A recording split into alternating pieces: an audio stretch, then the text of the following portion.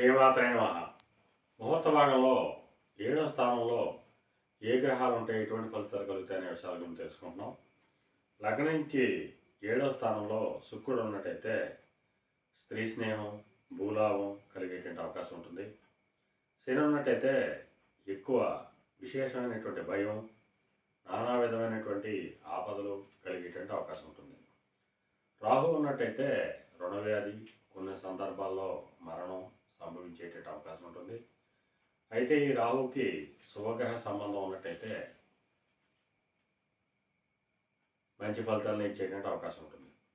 కేతు ఉన్నట్టయితే గ్రహపీడ, నీచులతో స్నేహం, ఇటువంటి ఫలితాలు కలిగేటువంటి అవకాశం ఉంటుంది. ఎక్కడ పాపగ్రహం ఉన్నా చెడు ఫలితాన్ని నివారణ చేయడానికి శుభగ్రహం కలిసినా చూసినా నివారణ కాబడుతుందని చెప్పి మనకి ముహూర్త మాతాండంలో సవివరంగా